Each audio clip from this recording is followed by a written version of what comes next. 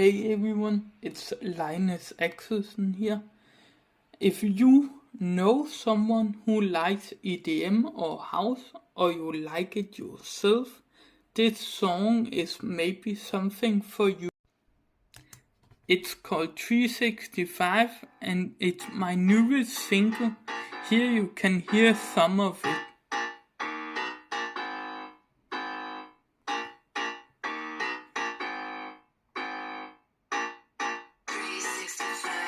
And my name is Linus Axelsen on Spotify.